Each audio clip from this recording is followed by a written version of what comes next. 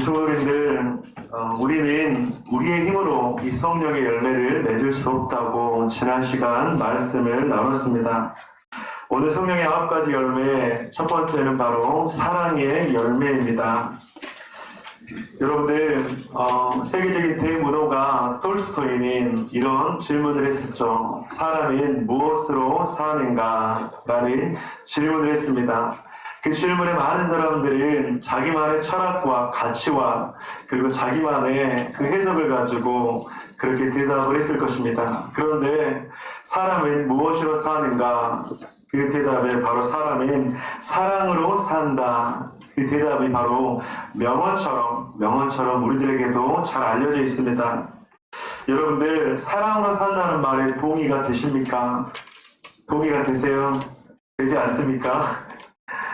그런데 우리가 동의가 되던 되지 않던지 간에 이미 우리들의 삶 속에서 가장 큰 주제는 사랑이라고 제가 얼마 전에 설교 가운데 말씀을 나눴었죠. 사람들이 가장 많이 듣고 싶은 단어가 있다고 한다면 여러분들 바로 사랑이라고 합니다. 사랑한다, 그 말을 가장 많이 듣고 싶어하고, 사랑한다고 하는 말도 많이 듣고 싶고, 또 내가 사랑을 많이 받고 있다, 그 말도 많이 듣고 싶어 합니다.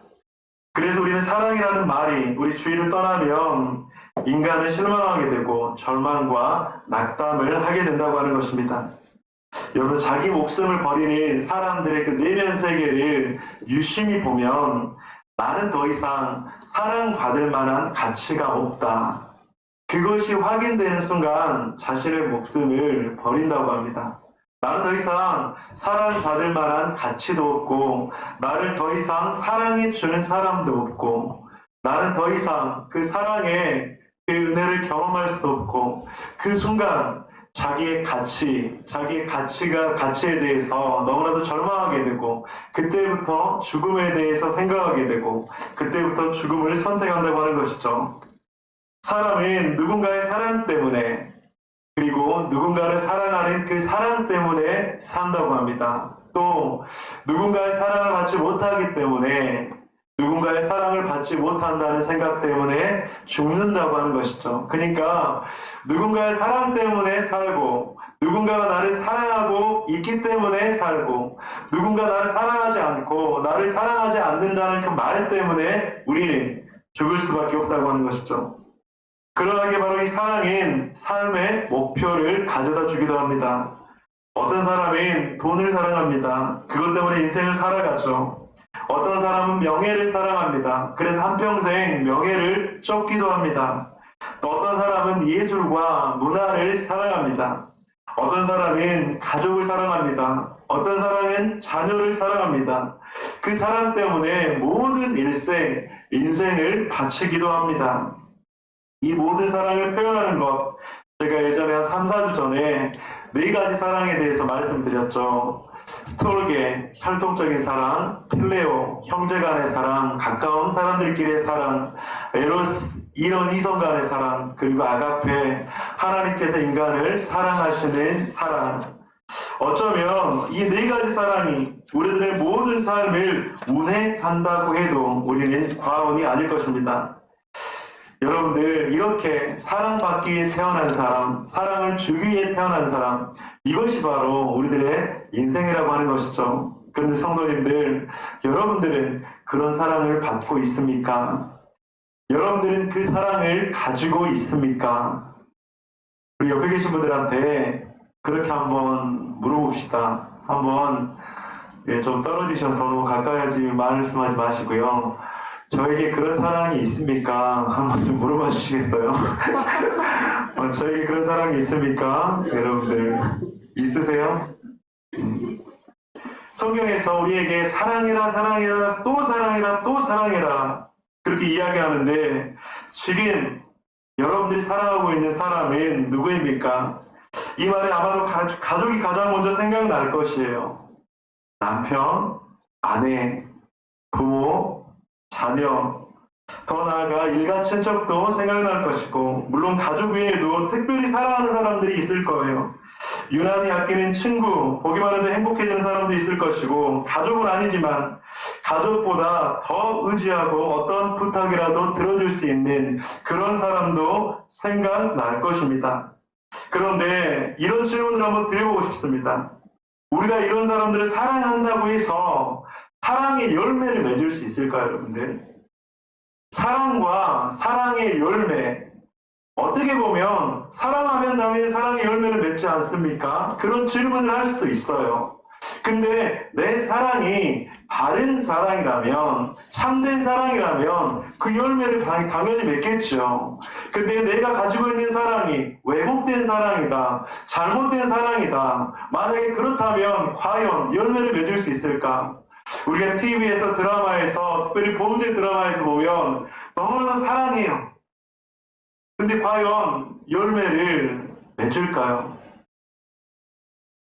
그래서 우리가 생각해 보아야 할 것은 내가 사랑하는 그 사랑의 실천이 사랑의 열매를 맺는 사랑의 실천인가? 내가 하는 그 사랑이 성령의 9가지 열매 가운데 첫 번째 열매, 즉 사랑의 열매를 맺을 수 있는 그 사랑의 모습인가?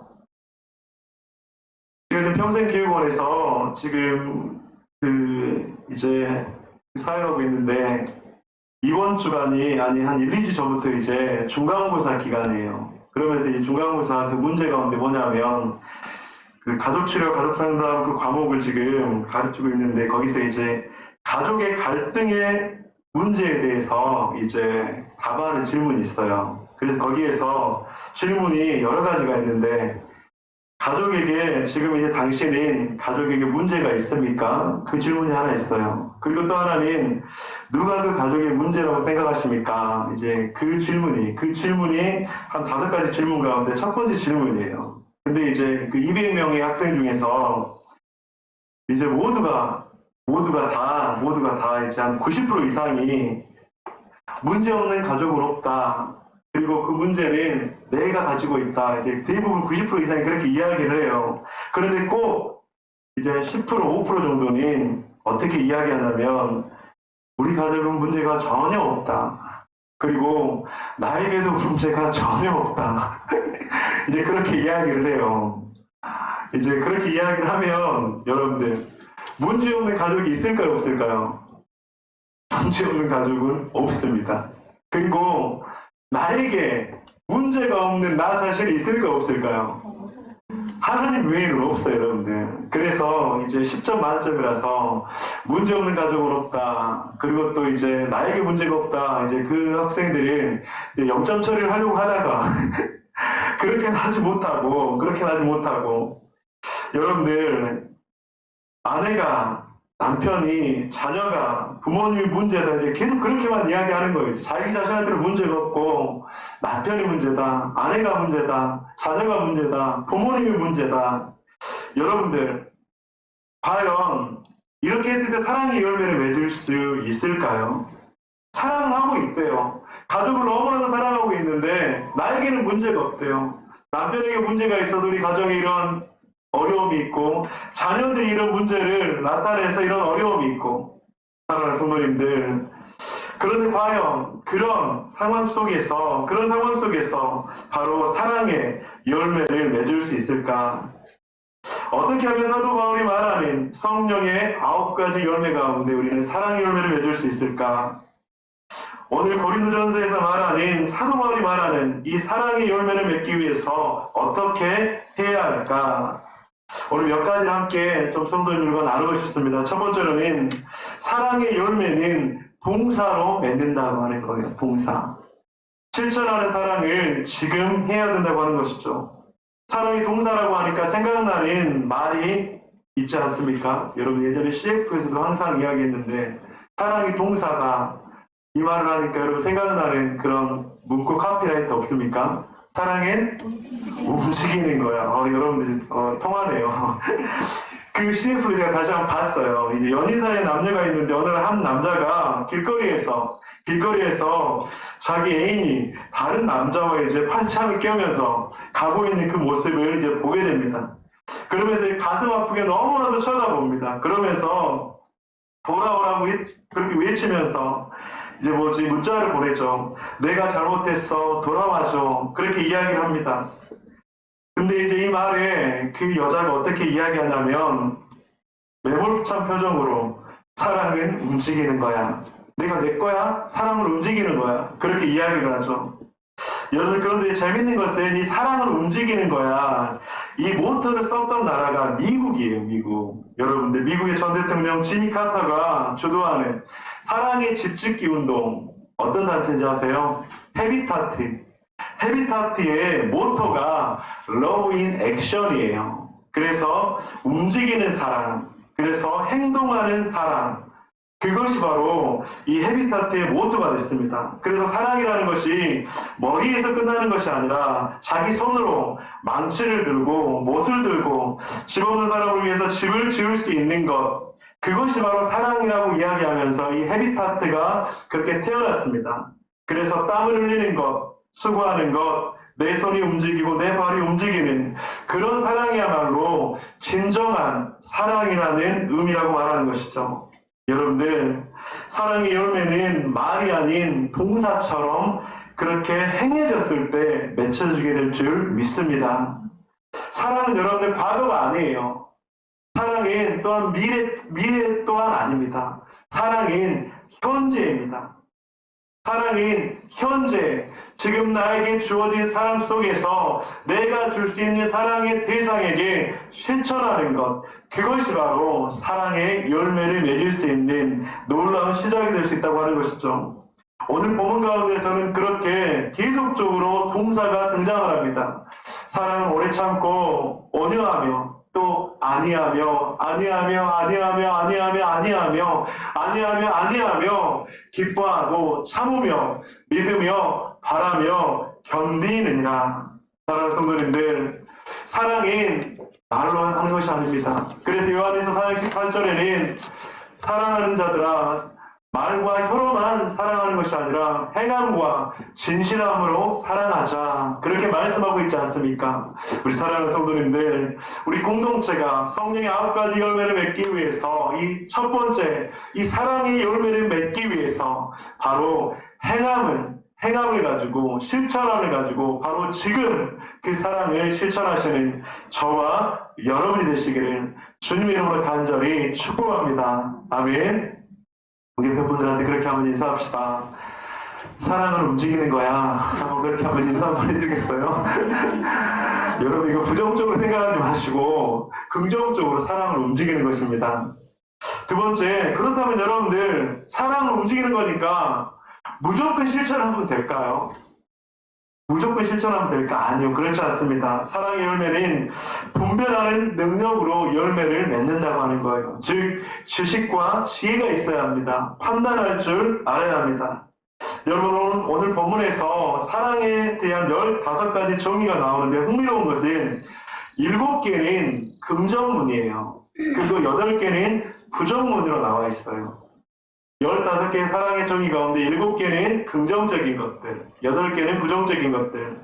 먼저 긍정적인 것들은 사랑은 오래 참고, 사랑은 온유하며, 진리와 함께 기뻐하고, 모든 것을 참으며, 모든 것을 믿으며, 모든 것을 바라며, 모든 것을 견디느니라. 이렇게 긍정적인 7개를 사도 바울은 제시해요. 그런데 사도 바울은 또한 부정적인 것 8개를 제시합니다.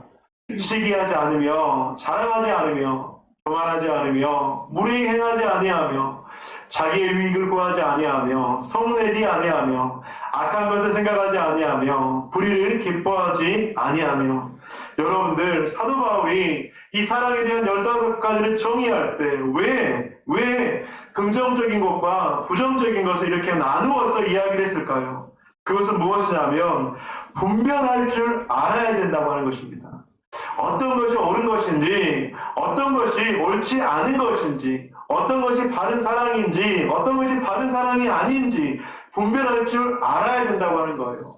근데 이것이 분별하지 못하면 이것이 사랑인 양 생각을 하고, 이것이 사랑인 양 생각을 하고 잘못된 사랑을 실천하고 잘못된 열매를 맺을 수 있게 된다고 하는 것입니다. 어떤 것이 틀린 것인지, 어떤 것이 잘못된 것인지 분별할 때 사랑은 시작될 줄 믿습니다. 바울은 오래 참는 것, 온유한 것이 무엇인지 알아야 온유해질 수 있고, 시기하지 않는 것, 자랑하지 않는 것, 교만하지 않는 것이 무엇인 줄 알아야 그렇게 하지 않는다고 말씀을 하고 있다고 하는 것입니다. 그래서 사랑하는 사람은 마음이 강인한 것처럼 마음속에 용기와 담대함을 가질 때 진정으로 사랑하게 된다고 하는 것이죠. 여러분들, 거짓과 불행한 것을 거절하고 진리와 의로운 것들은 용납하고, 여러분들 아니오를 아니오라고 했을 때, 거절해야 될 때, 거절할 수 있을 때, 또한 용기를 가져야 될 때 그렇게 행하는 것. 여러분들, 우리 엄마 아빠들 자녀들 사랑하시죠? 자녀들 사랑하지 않는 부모님이 어디 있겠습니까? 그렇다면 부모님들도 이 말은 너무나도 적용이 돼야 돼요. 긍정적인 사랑과 부정문을 가진 사랑이 있어요. 근데 자녀가 모두 다 원했다고 해서 그것들을 모두 다 예스하면 될까 안 될까요?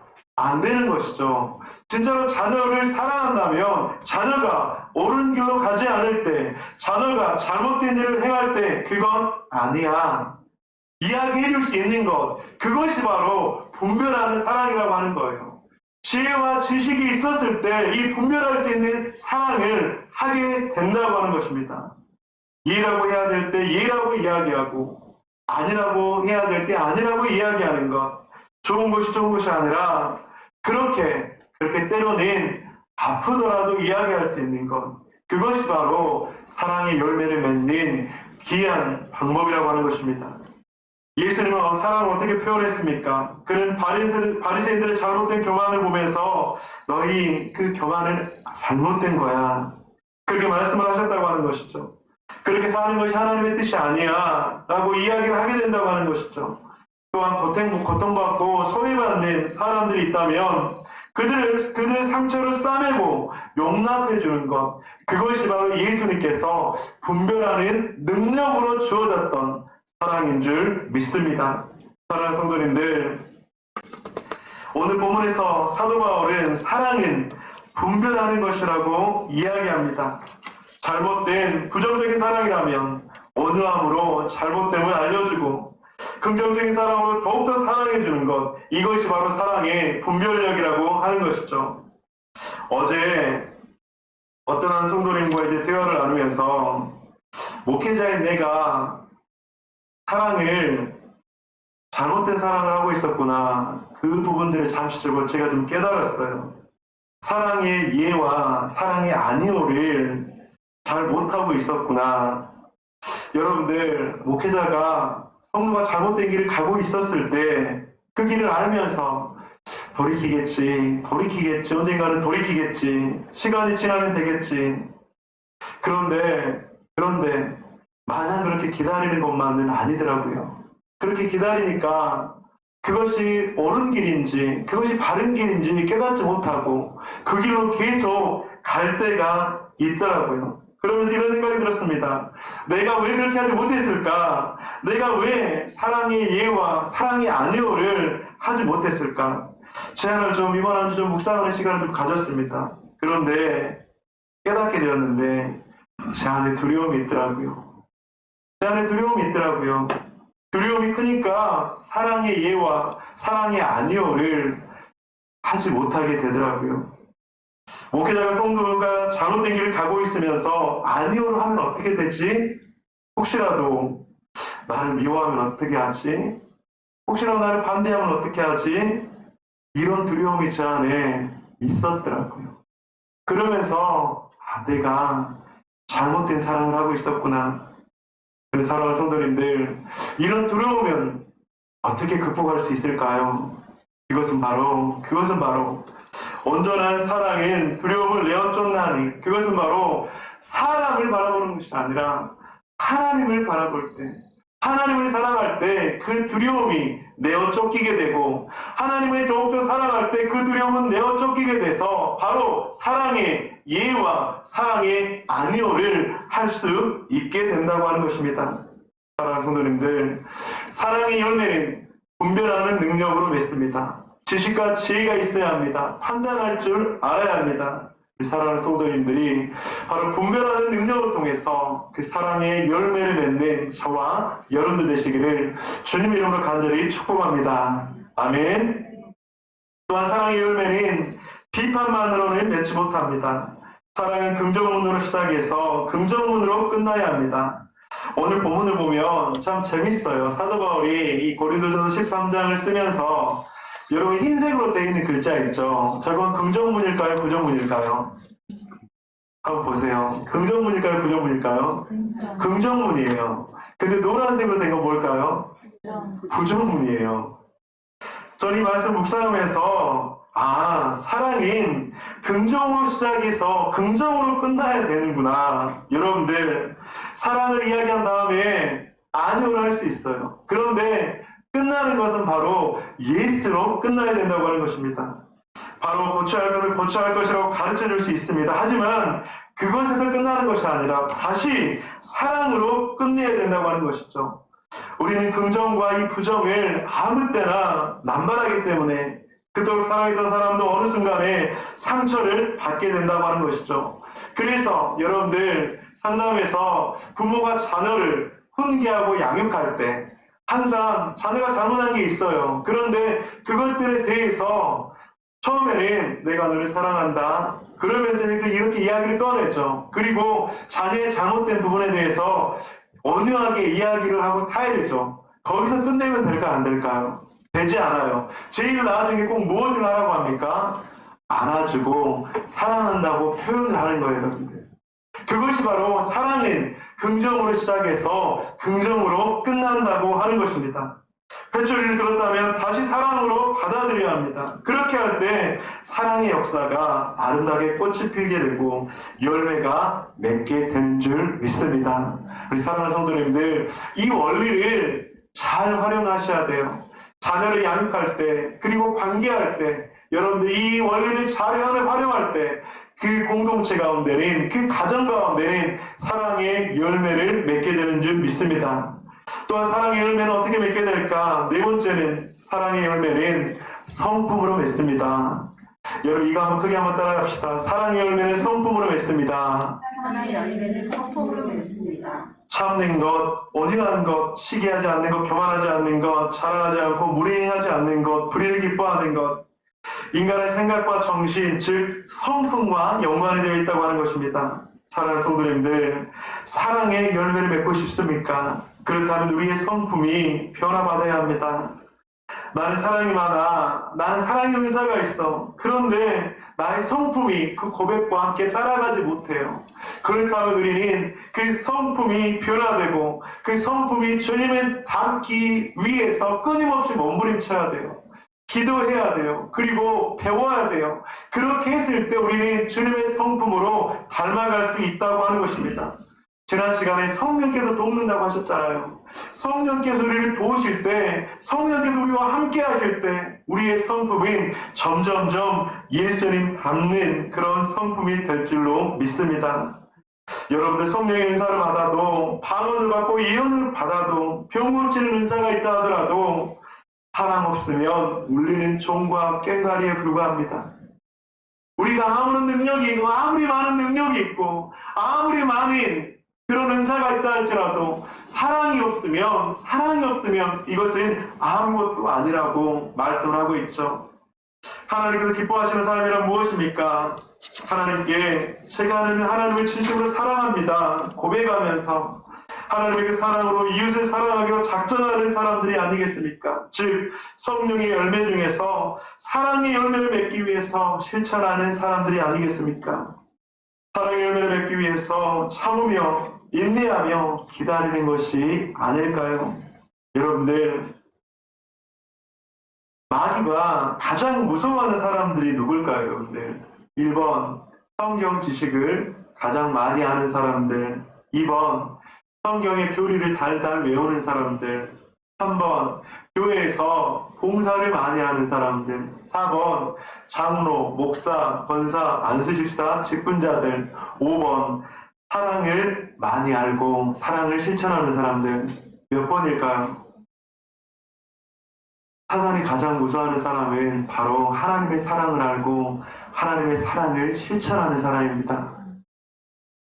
마귀가 가장 무서워하는 사람은 성경 지식을 많이 하는 사람도 아니고요. 봉사를 많이 하는 사람도 아니고요. 목사도 장로도 아닙니다. 마귀가 가장 무서워하는 사람은 하나님과의 그 끈끈한 사랑, 하나님과의 그 친밀한 사랑, 하나님을 사랑하는 사람, 그 사람을 가장 무서워하는 줄 믿습니다. 여러분들, 진정으로 부유한 사람은 누구일까요? 곳간에 먹을 것과 입을 것을 쌓아두는 사람 아닙니다. 하나님의 그 사랑으로 다른 사람들에게 베풀 줄 아는 사람, 그 사람이 부유한 사람인 줄 믿습니다. 자기가 경험한 그 사랑을 너무나도 가슴 벅차서 그 사랑을 이웃에게 전해주는 사람, 그 사랑이 바로 부유한 사람인 줄 믿습니다. 그런데 이 사랑은 어느 날 갑자기 배워지는 것이 아니에요. 어느 날 갑자기 사랑이 생겨나서 사랑의 열매가 맺혀지는 것이 아니에요. 주님, 제가 주님의 사랑을 배우겠습니다. 주님의 사랑의 열매를 맺겠습니다.